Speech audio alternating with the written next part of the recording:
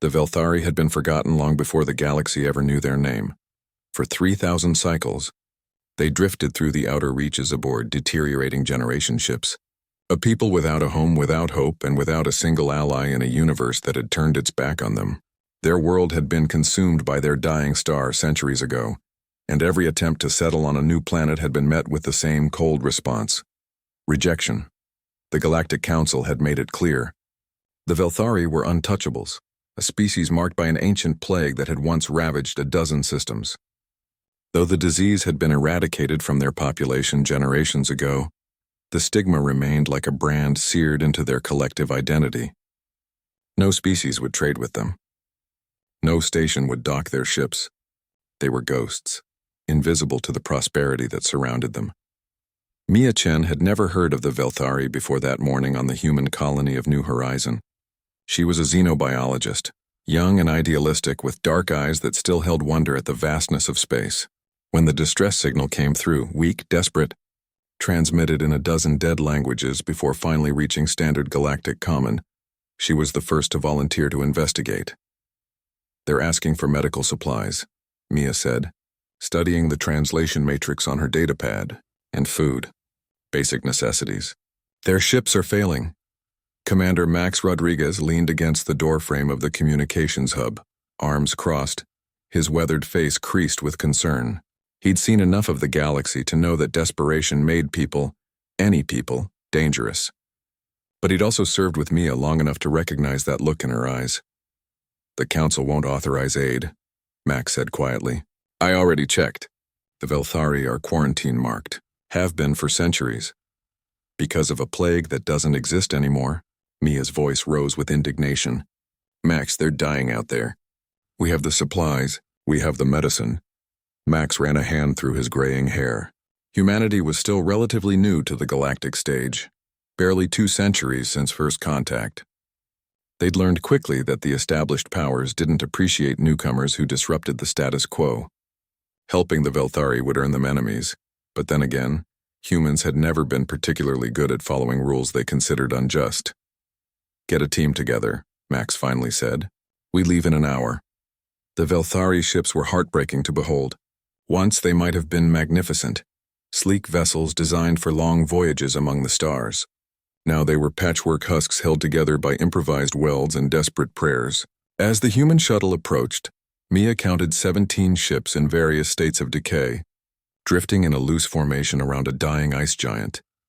Population reading approximately 42,000, the pilot reported, spread across all vessels.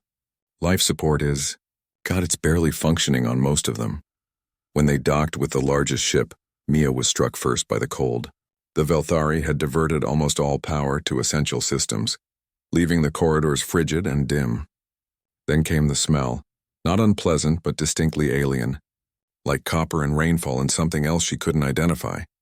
The Velthari themselves were tall and willowy, with skin that shimmered like oil on water, shifting through subtle purples and blues. Their eyes were large and luminous, adapted for low light, and when the delegation met them in the docking bay, those eyes reflected both hope and the exhaustion of a people who had forgotten what hope felt like.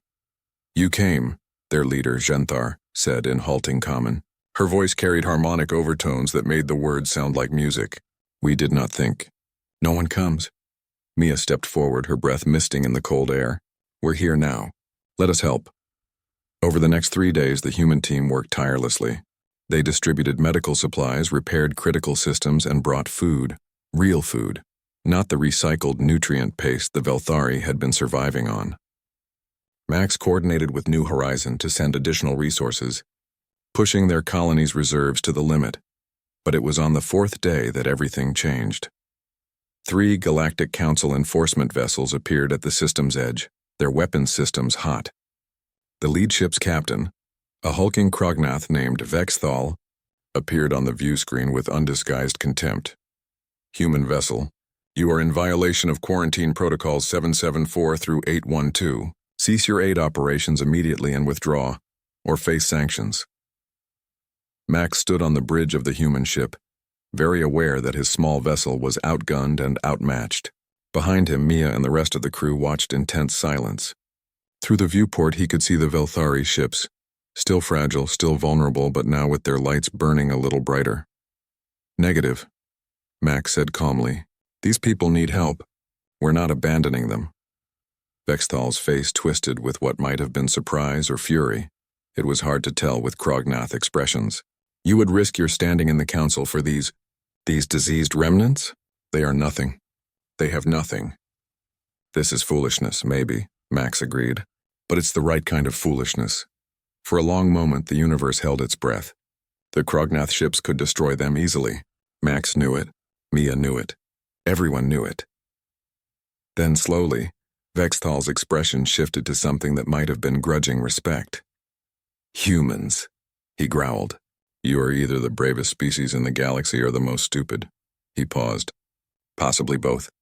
Continue your humanitarian mission, but know that the Council will hear of this defiance. The enforcement vessels withdrew, and Max finally allowed himself to breathe. Mia approached him, her eyes bright with unshed tears. We actually did it. We did, Max confirmed. Now comes the hard part. Over the following months, New Horizon became a sanctuary for the Velthari.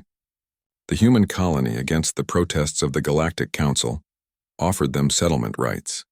Other human worlds followed suit, inspired by what became known as the New Horizon Protocol, the principle that needs superseded politics, that compassion was not contingent on approval. The Velthari, for the first time in generations, had a future. They brought with them knowledge, art, and technology that humanity had never imagined.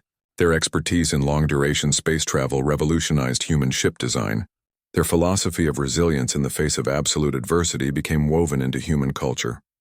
But more than that, they brought hope, proof that in a galaxy that had grown cold and calculating, there was still room for defiance in the name of what was right, and humanity.